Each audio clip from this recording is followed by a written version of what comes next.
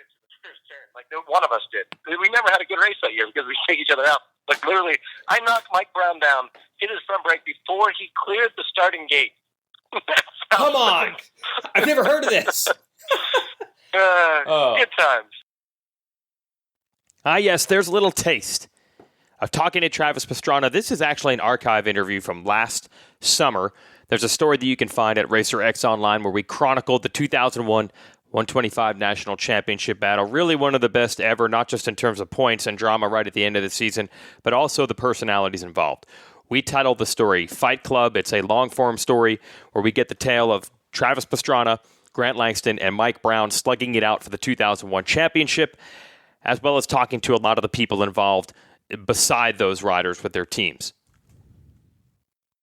That 2001 championship really had every single thing from spectacular rides to dirty riding to an American returning from Europe and Langston coming over from Europe as the champ against the All-American boy Pastrana.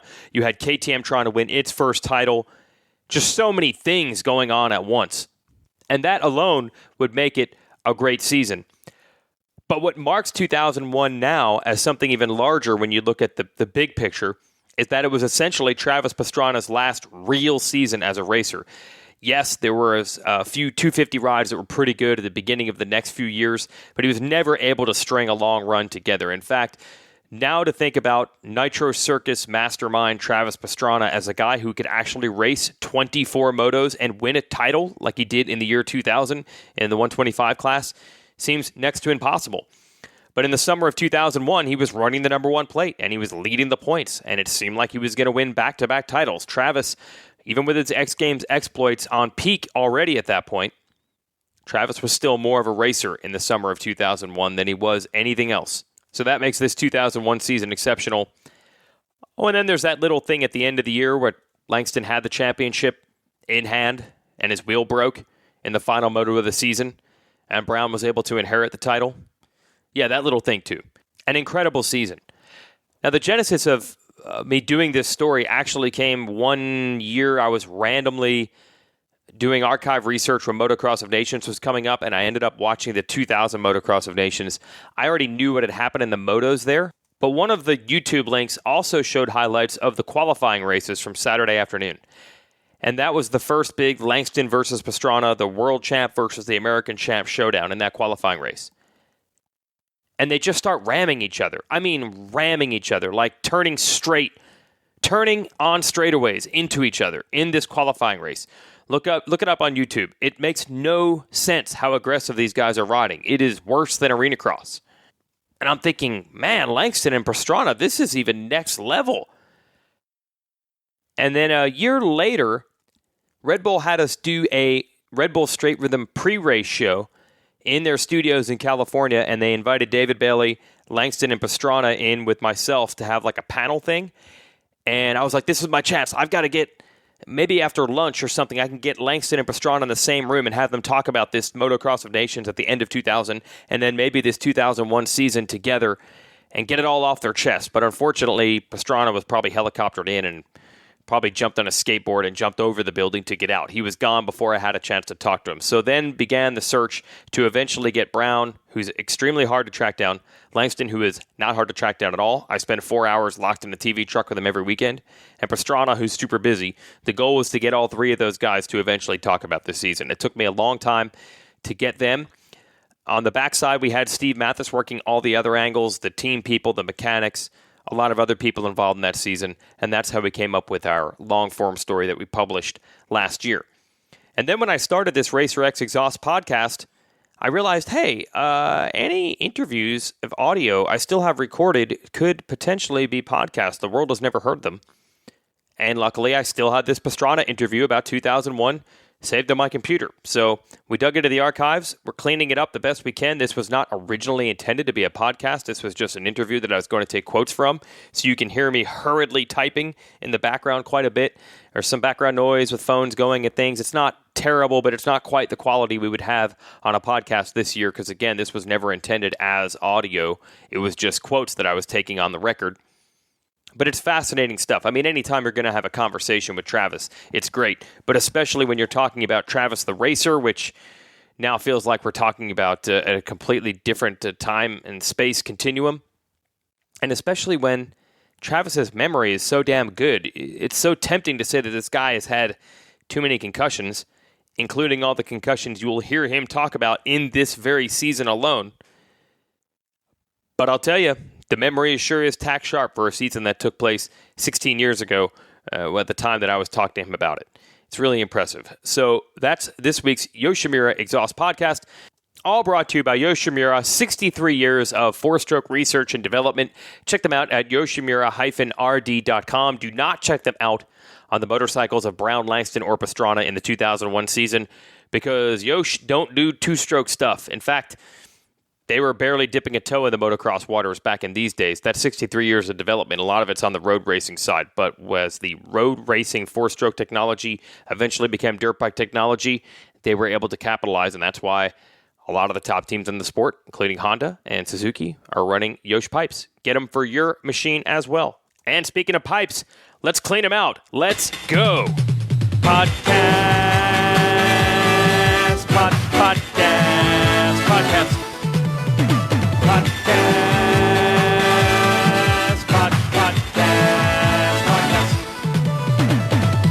Podcast. Podcast. Podcast. Podcast.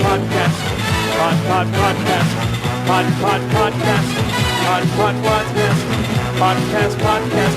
Podcast. Yeah, so let's talk some Travis Pastrana. Like I said, this was an interview I recorded on audio last year to get transcribed for the long-form story on the site called Fight Club.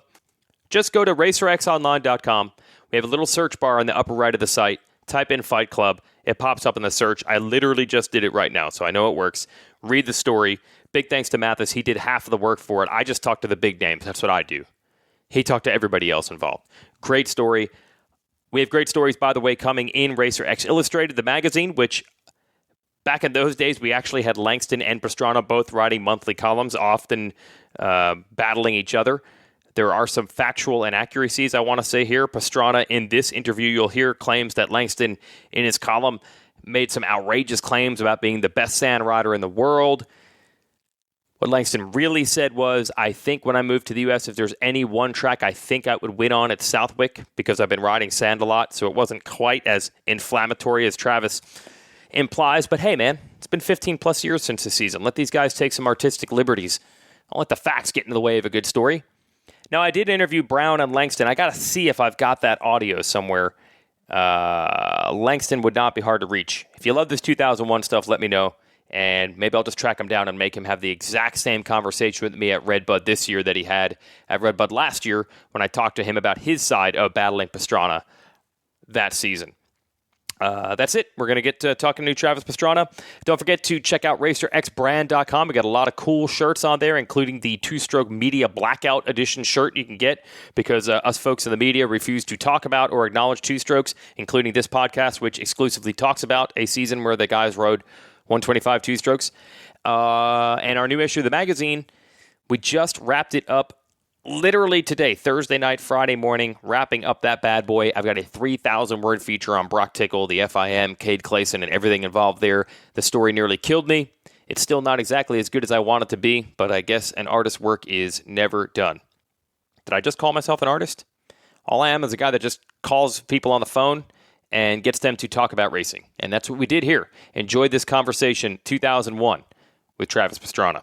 Actually, this starts at Motocross the Nations in 2000 because you were the national champ here. He's the world champ there. Everyone was building up this battle. And I went back and I watched the qualifying race from the day before. And for no reason, you guys started ramming the shit out of each other. Yeah.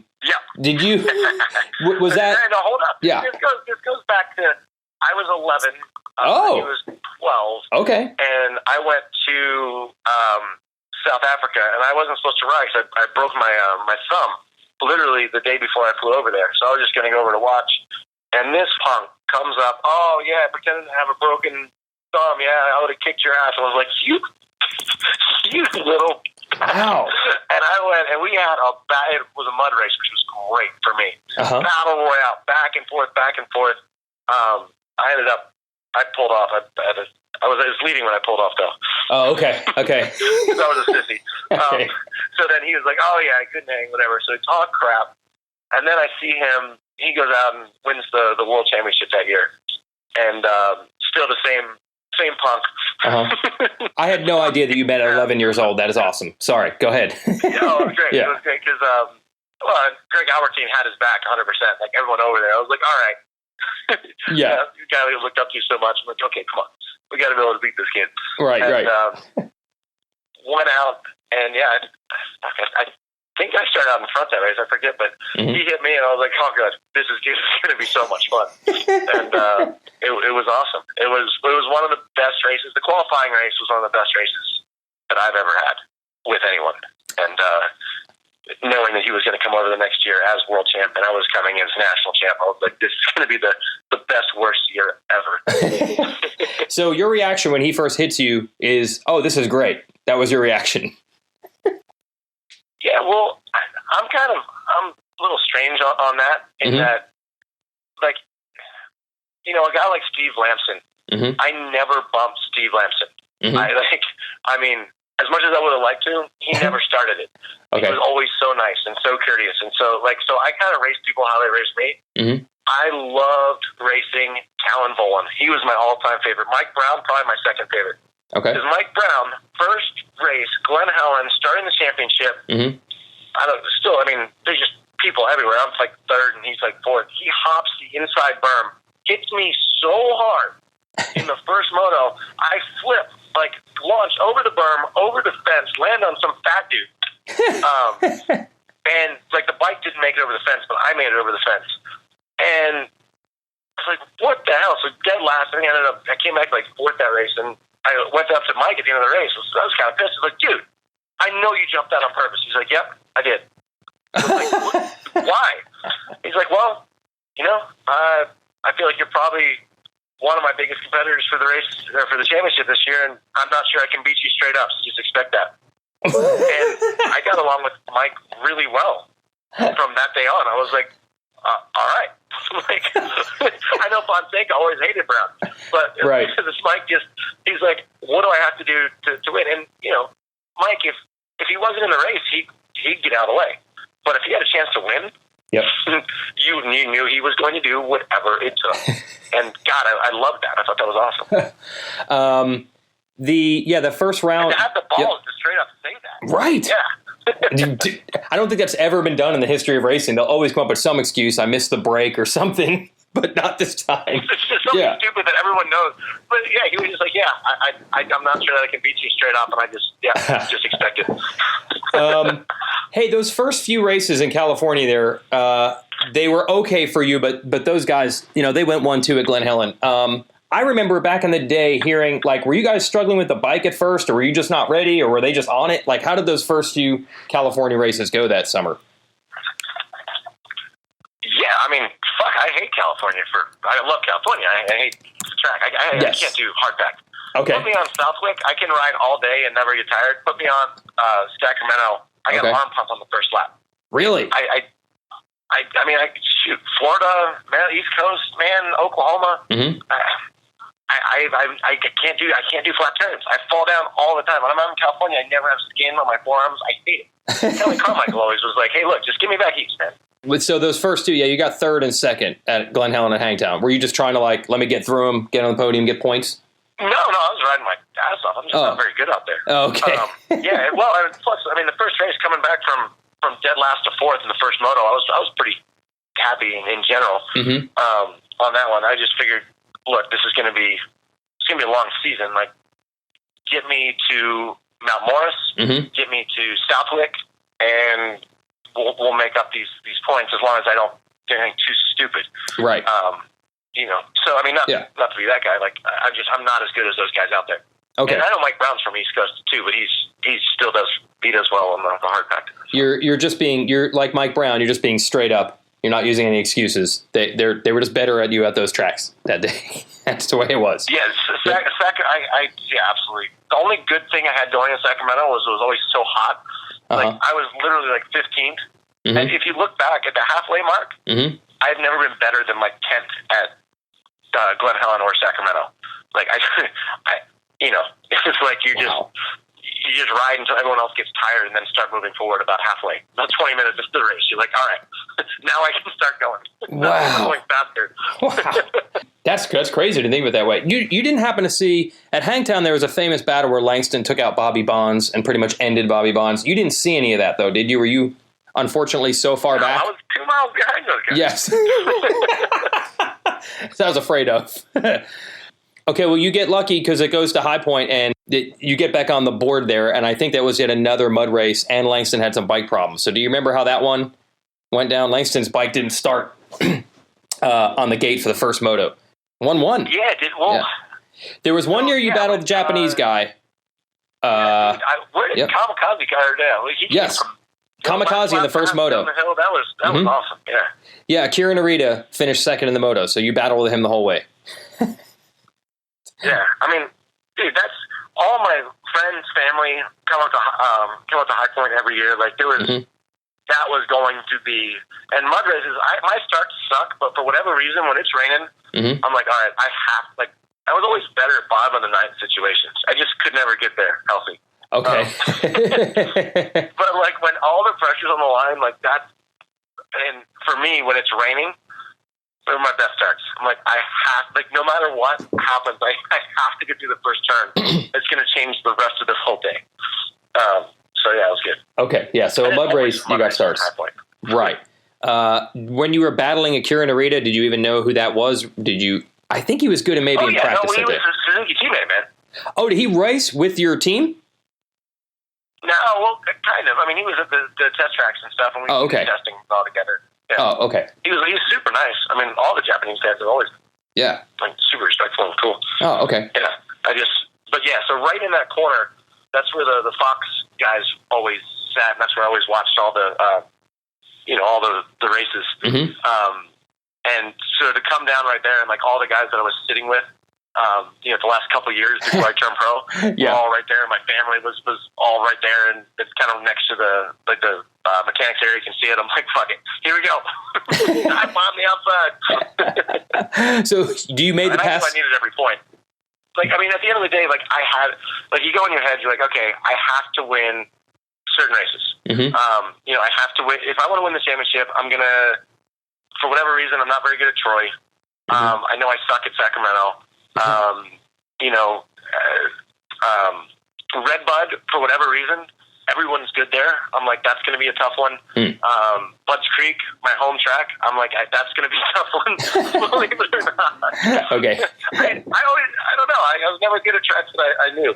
I like going to tracks and just being creative, and I did way better on tracks for the first time ever. But anyway. So you know what tracks you're going to have to win. And like when you get to a must win, you must win. When you went to Southwick was next. That was crazy because I think you and Langston had kind of accidentally made some bets with your Racer X columns. But do you remember what the stakes were? Somebody going to wear a costume? I can't remember what the bet was, but you both pretty much said you would win. Langston said, I am the best rider in the world at sand. There is no rider that will beat me at Southwick. I'm going to beat them like a bunch of girls. Okay.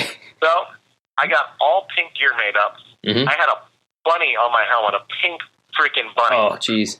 And I was like, this is going to be awesome. And I knocked myself out in practice.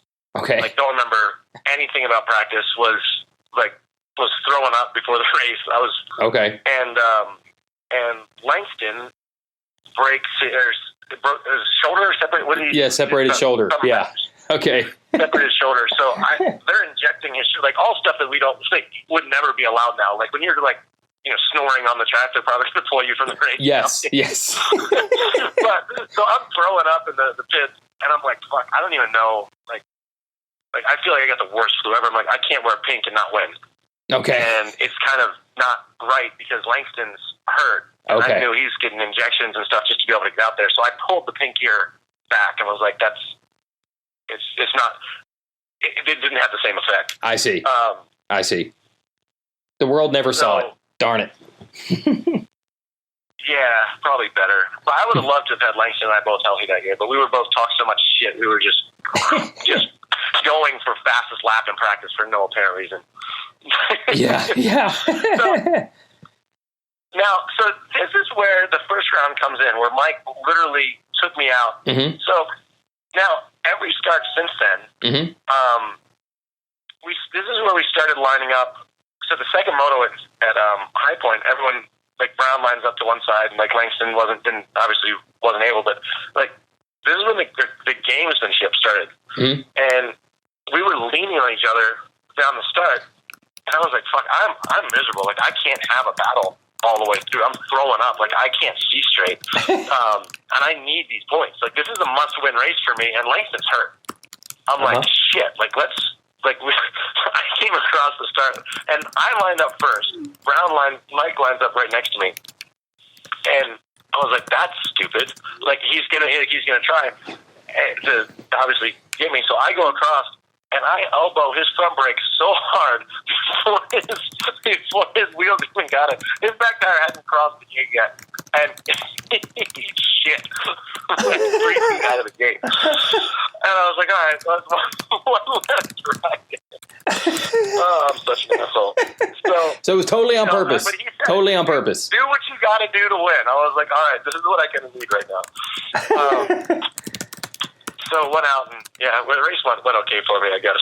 Yeah. Good. Oh, because that's what. Yeah, he won the first moto, and everyone's like, "Oh, he got into a first turn crash in the second moto." It wasn't really a first turn crash. He got. No, it was a first. It was like getting over the gate. Did he say anything to you about it? Did he get in your face at any point, or is it like he said, like that's just the way it is? No, I think Mike, after the first round, when he said that to me, like, we were just like, I don't know. Every time I saw him, I just smiled. He smiled back, like, "Oh, it's gonna be like that, huh?" Wow. And, we've been friends ever since. Like, him and Talon Holland and I have always, like, not as a group, but like Talon and I are like.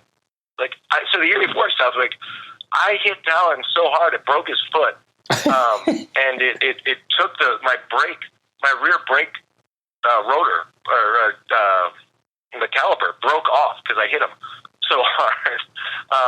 So I didn't have a brake or goggles, and he had a broken foot. And we came across the finish line, last lap pass, and honestly, that time I didn't have a brake. So when I slammed him in the corner, it wasn't entirely. But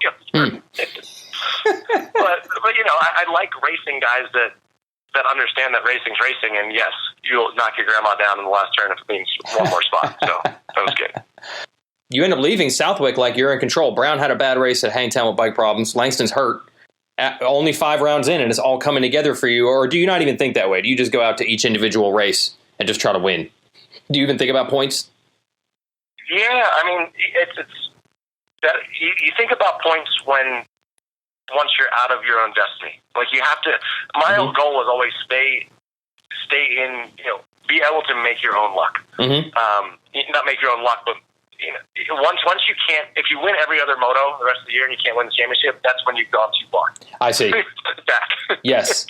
No, but so it was good. So I'm pretty excited at Budds Creek. I know Langston's hurt, and I go and I break my ankle. Didn't never really say anything, and knocked myself out on the Friday amateur day before Budds, or Saturday. Wow. Whatever the day before was. Was this practice, or what were you doing? No, I was racing amateur day. I was. Wait, what? I just raced everything I could. Yeah. I don't know if anyone knew that, because Langston they tried to get me disqualified. I almost, it went to the AMA, because you're not allowed to race the track, evidently. Within a certain amount of days before a race, which is a rule that I didn't know, because I just was riding. But yeah, so I went out, got my foot stuck in a rut over the triple, where the start is now for Budds. We're ready for that off camber. And landed, knocked myself out, and broke just the talus. It's a real small bone. It's not a huge deal, but yeah. So wow, that sucked. So that was my second. Did you show up with the number 1 plate and your gear and everything, or did you try to go in disguise?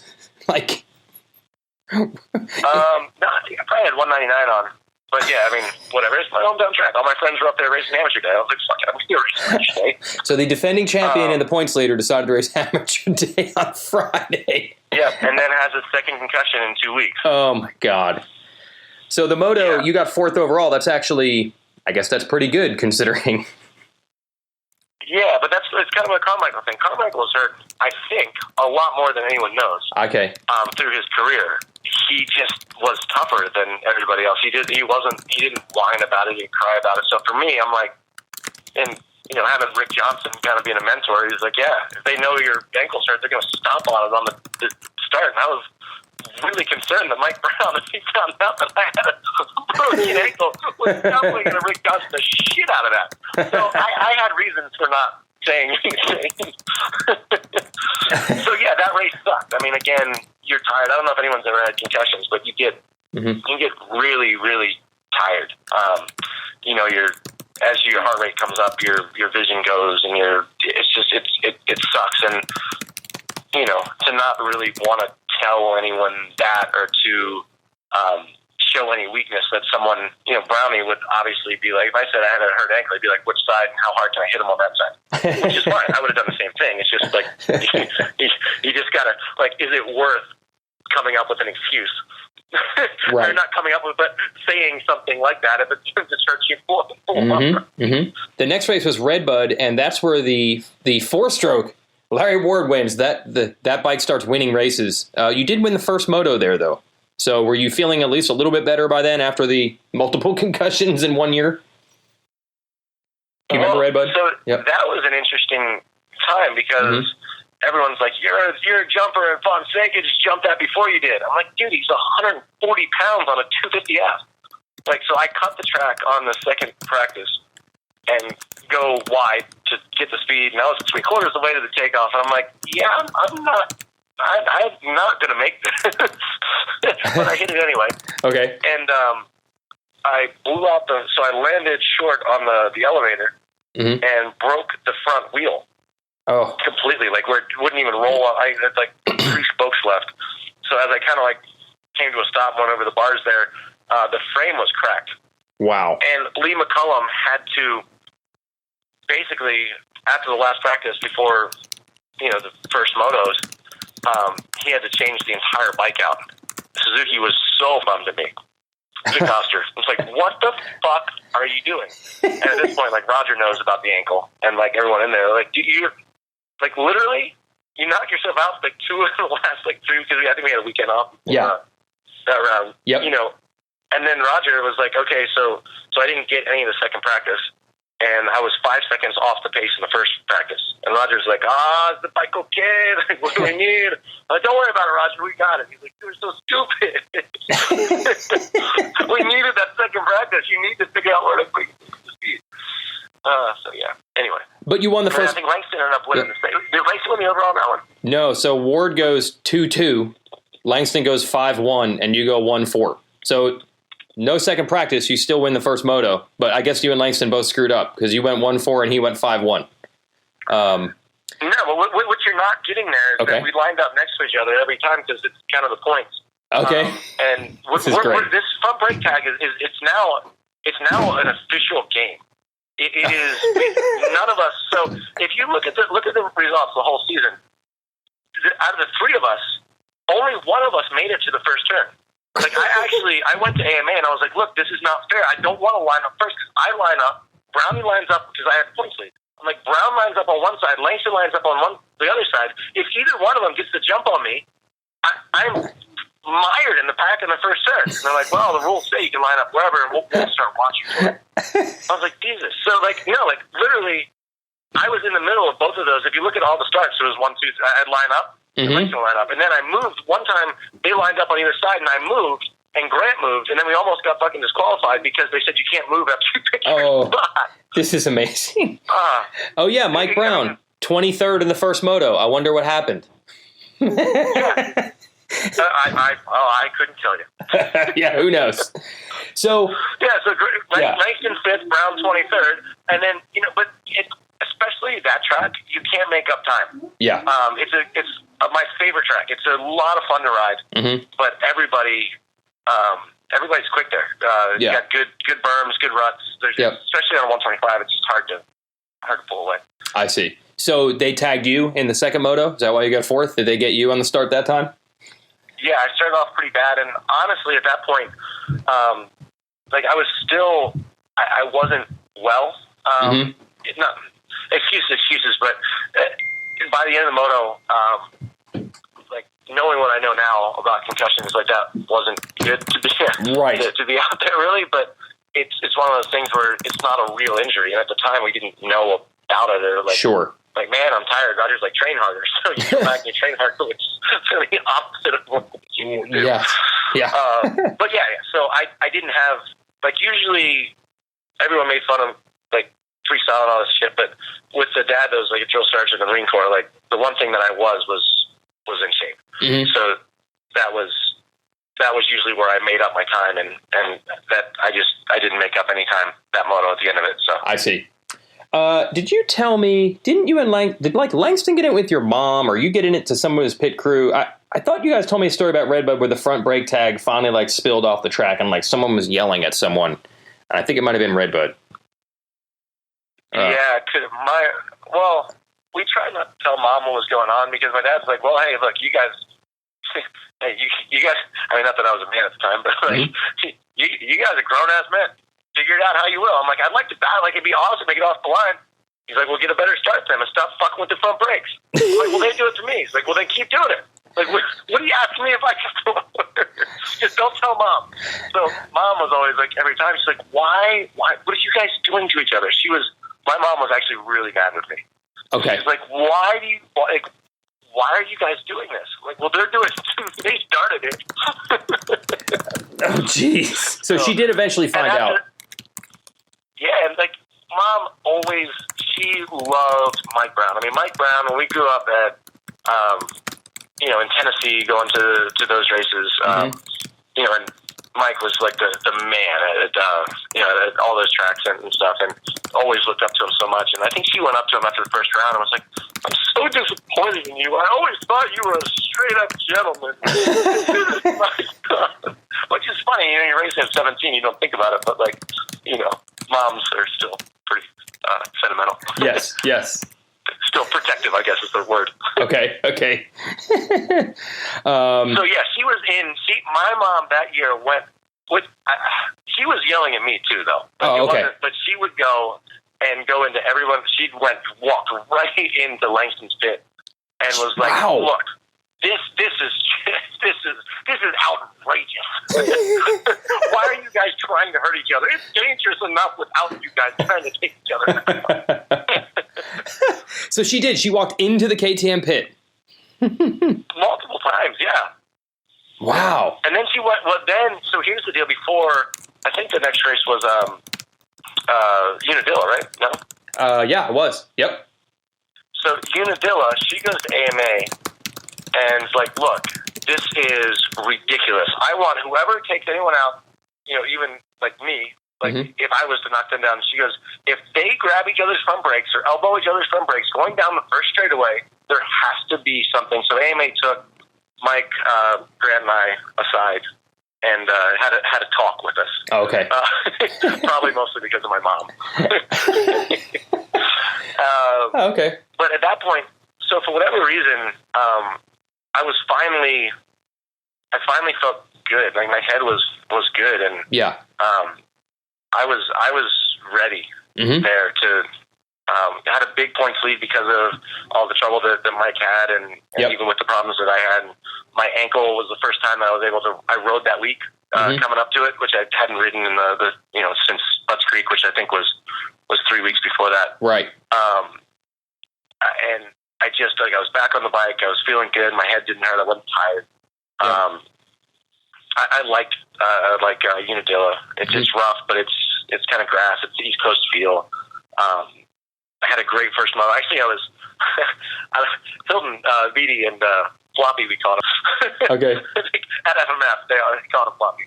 All right. So Grant was he wasn't far behind, but every time I went through a slow corner in the back, Hilton and Floppy would cheer me on. And I went in and I waved out. I was like, "Hey guys!" Freaking watched the front end and ate shit. First moto. And I was laughing. I got up and was able to still win the first moto. And then last moto, fucking felt good. Same good battle. Like rode my dick off the whole race. I think Grant was second again. And I caught that ankle on the takeoff, like, because I couldn't put my toe in. Stupid as it sounds, so ankle was basically wrapped, taped inside the boot. Yep. Like, felt fine riding. It wasn't a big deal. But I wasn't able to, not subluxed, I wasn't able to put the toe in. Yeah. So it stuck out a little bit. And I rode, instead of riding on the ball of my foot, I was riding on my arch. Just because it hurt less. Yeah. And I caught my toe on the takeoff of one of the jumps in the back, the ruts. Yep. And I watched that race for the first time on TV. So I got up, evidently, after the race was done, after they waited for me for whatever to get out, to get up. Yeah. And I was doing heel clickers and can-cans and all kinds of tricks, and then rode around the pits for 15 minutes before my dad finally caught me and brought me back in. And the first thing I remember was being in the hospital. It wasn't bad. I just don't remember anything. Wow. Okay. Yeah, I was there that day. I remember, we're all walking to the podium like, oh, Travis is going to win it. The series is actually getting boring. He's going to have a huge points lead. He's pulling away. And then all of a sudden it's like, wait a minute, he's gone. I didn't know you got back up at one point and started doing jumps like after the race was over. Yeah, they're waiting on me after laying on the track for like 20 minutes, holding up the next moto, and then just getting up, going back to my bike. I don't remember anything about it, but it was on TV. Heel click at the tabletop, cans up the hill, wheelies, high-fiving people. I thought I won, I guess. I don't know. Wow. But that was a cool race, because that was the first time that, because of the AMA, that was the first time Grant and I didn't fuck with each other on the start, and that was the first time we both came out and were actually able to race. Now, obviously, that's a good track for me. If the same thing would have happened at Sacramento, I would have dominated. No, I just remember that's what made it even more tragic, because you had everybody covered and you were going to go 1-1, and everything. It wasn't like you were having a bad day. It was like the perfect day, which is what made it even worse that it ended like that. You did attempt to race, Ken Worthy's and Washougal, and I know they were not good, but what was the time in between? After Unadilla, did you think it was over? Were you guys tempted to try it? Were you tempted to just stop? What was the thought even before you went to the next week at Troy? No, there was never. I mean, concussions are something that only the guy that has them understands how they're doing. Okay. I think doctors try to hold people off for a certain amount of time now, or this, that, but sometimes you feel okay and sometimes you don't. And, so Ken Worthy's, I couldn't even really walk to my mailbox without being winded, and this is, 3 days after, making the first moto at Unadilla without really being that tired, feeling good, in shape, good. Walking the mailbox was like world spinning, and it was just bad. Right. So I started throwing up my helmet about 3 laps into the first moto at Ken Worthy. It's a hot race. Yep. It wasn't a good race for me anyway, even if I was healthy. So yeah, that was a horrible weekend. And then I don't know. So the next round still had a little bit of a points lead, not a lot. It wasn't much better. Still throwing up, still not well. But at this point, the first straight shenanigans pretty much stopped. And I came off right behind Grant, which never happened the first half of the season, just because front brake tag is a great, awesome, horrible game. And we went over, and Grant still doesn't. He says he didn't do it intentional, which is very, very possible, because I'm good friends with Grant now. It took us a while, but one of my favorite people, honestly. Okay. Just especially because I respect how much of a competitor he was, right, and how much of a shit talker he was. But Chad Reed's a shit talker, but he shit talks, so it makes him back it up, and it makes you want to just do everything you can to beat him, it really makes it just for better rivalry in general. Yeah. But anyway, back to Langston. So we came out, we were second and third or something, and we come over that. It's a left and then a right, and then you have that scrub jump, that little up the hill. Yep. And I was way over to the left, and he comes up with enough room to be in front of me.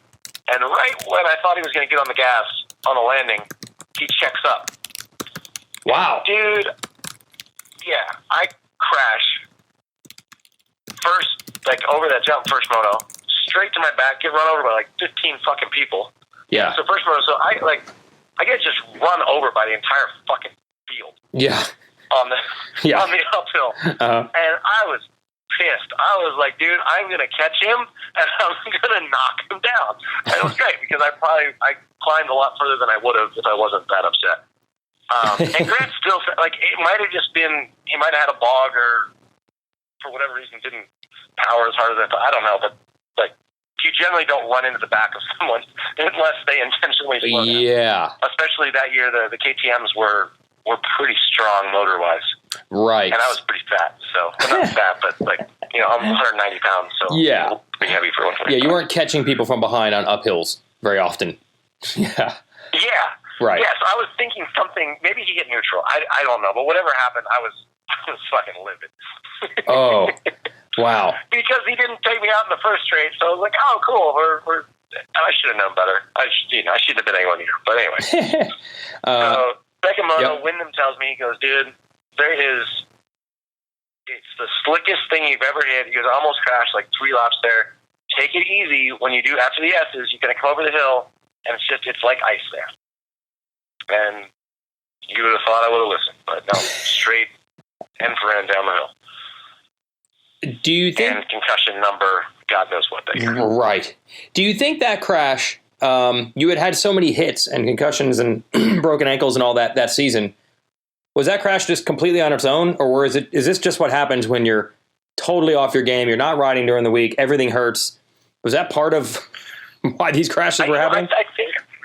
I think people underestimate, besides, like, with adrenaline, no matter someone's like, oh, my wrist hurts, my ankle hurts, dude, you don't feel shit when you're racing. Right. I mean, it can literally, unless it's through the skin, like where it's physically, you can't physically do it, like there's, bones pop out. Like, you're going to figure out a way, especially at that level, to make it happen. What they don't see, it's like Carmichael in 2002, starting the season, with a broken ankle.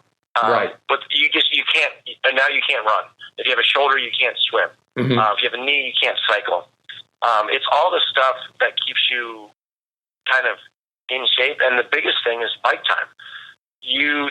When you're not riding all week, you're not as smooth. You're not as fluid. You use more energy to do the same stuff. And stuff that you could normally kind of get away with, that your body just adapts to, it just doesn't work. So no, I mean, it was kind of a random thing, but literally I hadn't ridden I hadn't rode one day of practice since Unadilla. Yeah. Not at home, not one day. Trying to do what I could in the pool. That was it after Washougal. So was that finally like, okay, I've knocked myself out enough times? It got worse. Oh. So I went. Now this is where I had a falling out with most of the Racer X followers, that anyone that followed that back at the time. Yeah. So injured, basically concussed. Yep. But I was good for the first couple minutes. When the heart rate got up, I just get dizzy really quick. So I went to X Games that week. Yeah. Which I actually didn't really practice for X Games. I didn't really ride it. So I won freestyle, using basically the tricks that I had from the year before, which was, like, for me, was the biggest disgrace to myself that I've ever done. Even though it was a win, it wasn't, like, I didn't do anything new. I just rode the paces and it was good enough. Right. So I did that, and then I flew to... Oh, that's right. I know where you're going. You go to Spring Creek and you pull off, and they're like, how could you win X Games but pull off of a moto, and then you're taking all this shit. So go ahead and explain it from your side. Yeah, that's right. Let's get started spinning. Yeah. Like, literally just spinning and spinning and spinning. And, like, I'm out there, I'm riding second to Grant, ahead of Brown. Like, we all got out to a decent start that time. I love the sand there. Yep. I hate the other half of the track. Yep. But, like, it was enough sand for me to be competitive. And so that year I led 1-1 there the year before. So it's a good track for me. And I started throwing up again. And like it was just past the halfway mark, and I was like, I can't, like, I'm not going to be able to stay on my motorcycle. Yeah. And I pulled off, and that was the biggest, the most I ever felt I'd let anyone down. And it might have been acceptable had I not done X Games. Right. And then after that, flew back to do best trick in X Games, which was probably where I lost 3/4 of, or all at the time, my motocross followers, just because they were like, well, you're healthy enough to do X Games and not healthy enough to compete. You pulled off when you had a chance to the championship. And it was a weird thing for me, because like, that was, you know, obviously racing was way more of a priority, but I was like, fuck, I can still do a jump. Yeah. Like, I just can't get my heart rate up, you know? So it was weird. Yeah, a lot of science that people didn't know now. I think most people know about the heart rate thing with concussions, but probably back then, people probably had no idea. Like, what's the difference? A jump, a moto? What's the difference? People didn't know yet. Well, and knowing what I know now, like, you can never do anything, so you hit your head again while you're on that stage. I did it, obviously, a bunch of times that year, and I'm just dumb as I've ever been, but I feel okay. Hey, I'll tell you what, you remembered every single detail this season, so that's pretty good. Brown, he barely had anything. He's just like, yeah, I remember we talked a bunch of shit, and it was fun, and it was awesome, and that's about it. That's all Brown's got. Well, he's a little older. Maybe he's had a few more concussions. Maybe that's why. Brown's not a talker. Let's put it that way. So that was it. By the way, you and Langston eventually did become friends somewhere down the road years later, or how did that work?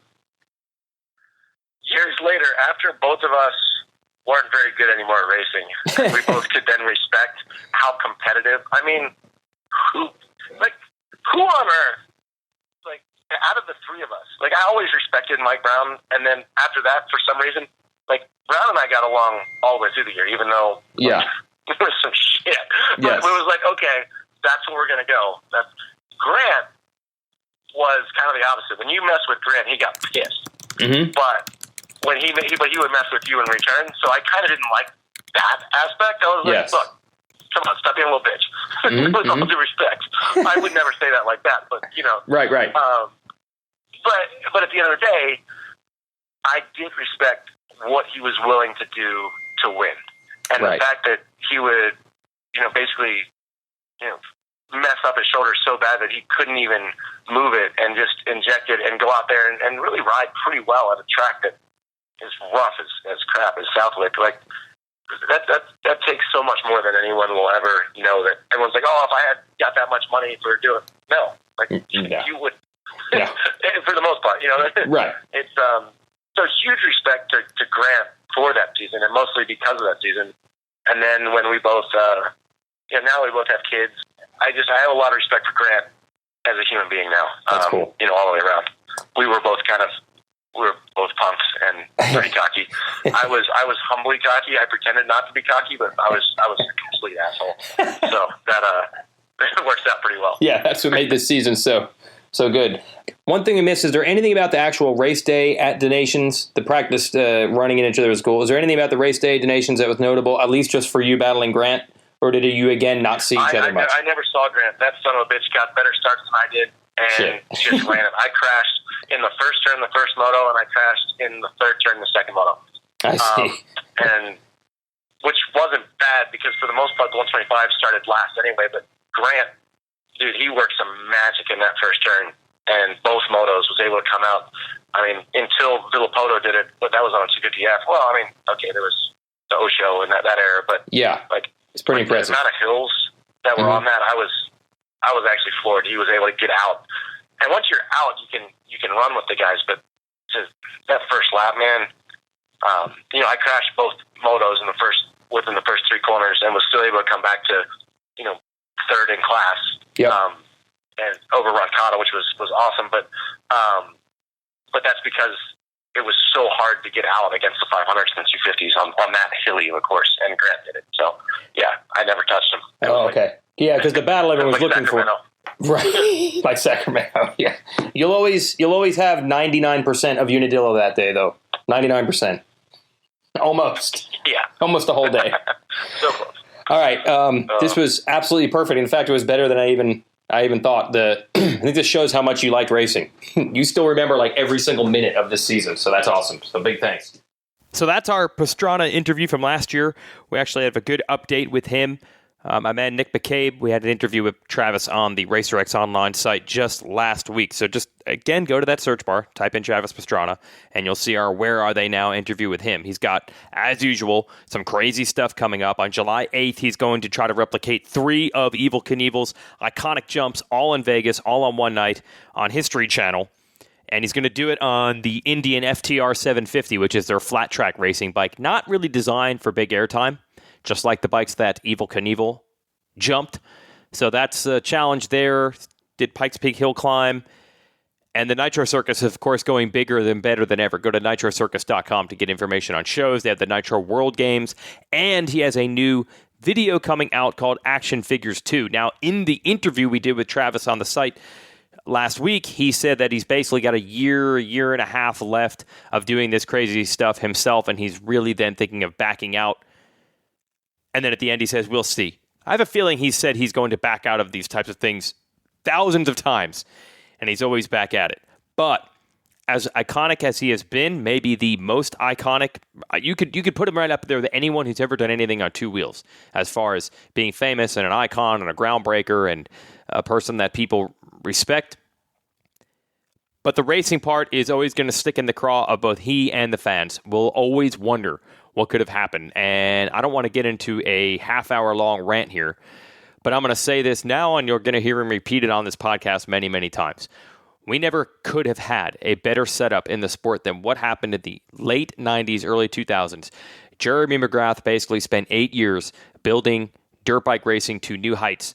And just about the time he was ready to transition out, we had 3 unbelievable talent superstars, the likes of which we've probably never seen before and aren't going to see again. Ricky Carmichael, James Stewart, Travis Pastrana, all entering the sport around the same time. If we had gotten those 3 slugging it out week in and week out in stadiums around the world, it was around the world at that time, I don't even know. I don't even know where we'd be right now. I'd probably be making a lot more money, and so would everybody else in this sport. Those 3 had the power to bring racing to levels that we had never quite seen before. But it didn't ever quite get to that point. Carmichael did everything you could possibly do on the track.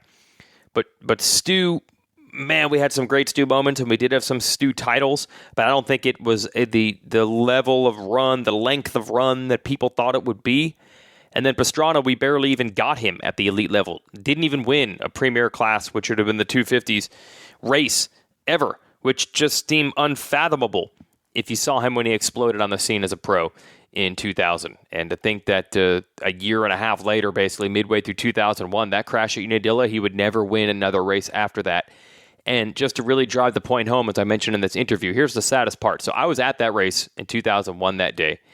I was covering it for Cycle News, actually. And Pastrana had been so up and down. We had already watched Carmichael completely destroy the 125 class, the previous 97, 98, 99. Pastrana won the 2000 outdoor title, but it was close. Stefan Roncada had him covered most of the year. A last dash effort. Travis got the title under dramatic circumstances. Won the 2001 125 East Region Championship, but it was tight. Nathan Ramsey was right there challenging him, as was Brown. Finally, halfway through those nationals, when he was about to go 1-1 at Unadilla, I literally remember walking around, watching him lead to probably would add a 50-point lead by the end of that day, decent gaps on the motos.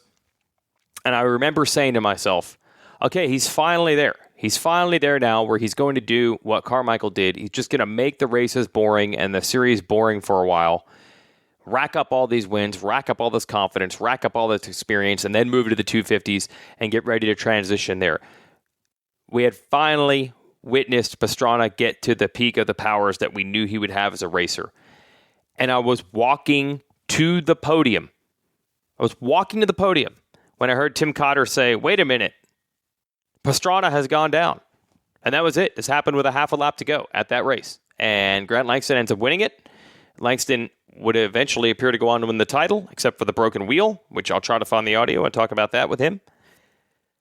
But we would have never realized that that one crash at Unadilla would have basically ended Travis Pastrana's run as a racer that was winning races. And to think that it was only half a season after he won the Motocross Championship as a rookie in his first professional season, he won the title. Half a year later, he had already won his last race. It's just crazy, man, and it really comes back to this. Travis, be it on the track, or Travis, as we know, with the action figures movie that's coming out, or doing these Evel Knievel jumps, or everything with Nitro Circus or X Games. Dirt bikes allow people to do crazy things, and that's what Pastrana and, honestly, James Stewart will most be remembered for. But unfortunately, sometimes those crazy things hurt. And they just got hurt too much. There's really no other way around it. We're going to spend hours and hours and hours and hours from now until the end of time analyzing James Stewart's career. And we're going to talk about a lot of factors. But the one factor, this isn't sexy, this isn't exciting, this isn't in-depth. But the biggest factor of all is that Stu just got hurt too many times. And Pastrana, way too many times. And they weren't able to sustain that. I mean, again, if you had Heath Carmichael and Stewart on the line every weekend, 17 times a year, 3 or 4 or 5 years, can you imagine what that would have been like? We basically never got it, and we definitely didn't get it with all three of them at the peak of their powers, because Pastrana, unfortunately, was never quite able to recover from those massive concussions that he suffered over and over in 01, and then all the resulting other injuries he had as well. And I'm going to throw one more at you. Remember, the genesis of doing this story for me was looking back at the 2000 Motocross of Nations. Can you imagine the team we were supposed to have? Can you imagine if we had a team with, say, Pastrana and Carmichael on 250s and James Stewart on a 125 in, say, 2003, 2004? Can you imagine if we had sent that team as Team USA? It's ridiculous. They probably wouldn't have even been able to get onto the track. They would have been so mobbed by fans, they wouldn't have been able to race. They would have lost. DNS in all three motos. DNS, too many fans. But we never had that team. Just unfortunate. But there is one thing really encouraging. Was it not awesome to hear, A, how enthusiastic he was talking about this season, and A, how good his memory, B, shows how good my memory is, B, how strong his memories are about that? I think that's the thing that people worry about with Travis the most. We now, unfortunately, know almost too much about concussions, whereas apparently in 2001, we didn't know a damn thing about them. So I think everyone fears for the worst with Travis, but at least you can tell with this interview that the spark of racing, man, the guy was sharp and he's pumped. And anytime I've ever talked to Travis, you want to ask him questions about what's going on with the races right now. He knows exactly what's happening week in and week out. He still has the heart of a racer, no doubt about it. So thanks to him for doing this podcast, which he did not even know would be a podcast because it predates us having this podcast. And thanks to me for being dumb enough to not delete the file on my computer, even though I had no use for it, so I thought. That's it. That's the Yoshimura Racer X Exhaust podcast for this week. Thanks for listening. By the way, check out RacerXBrand.com. We've got a lot of new shirts, a lot of cool gear for you. Check out the latest issue of Racer X Illustrated. Subscribe now so you can get that great tickle story that I did. Tickle, man, it's serious. And of course, Yoshimura-RD.com. Yoshimura, 63 years of four-stroke research and development. Check them out for anything you need for your dirt bike, your street bike, your ATV. Just not for your 125 two-stroke, your Pastrana, Langston, or ground reference.